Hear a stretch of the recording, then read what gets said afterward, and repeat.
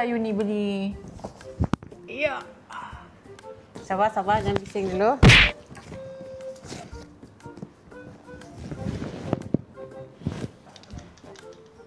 Let's unboxing. You beli apa lagi ni? Kalau I tak ikut you mesti ada something you beli yang bazir. Ya, kalau kau ikut, nanti tak beli sebab bising. Jadi kita beli masa kat Pipa tak ada. Untuk trip free diving, scuba diving, kan nak pergi Bali.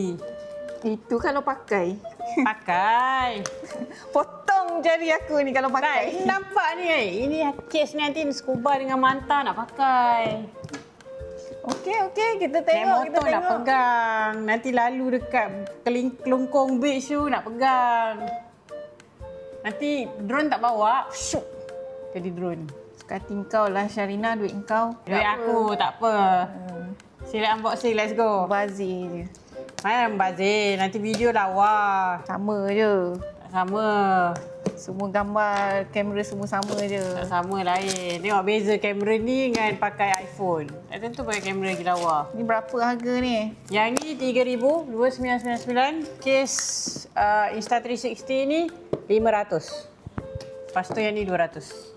Tak ada diskaun ke apa? Tak ada. Mana diskaun bukan kedai bapak aku. Kalau beli barang bukan nak ego. Busy lah.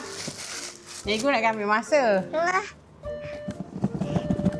Slow-slow.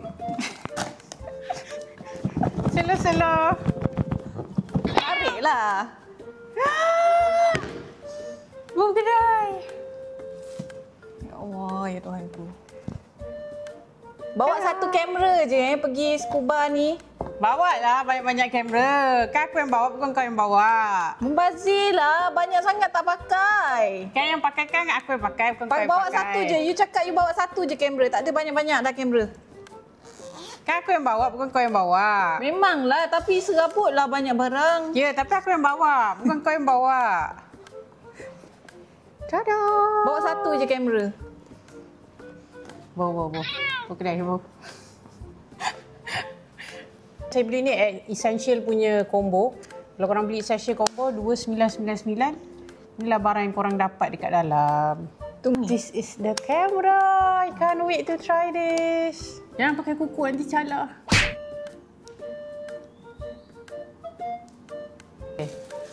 Yeay! Jom kita try. Oh. Macam tu.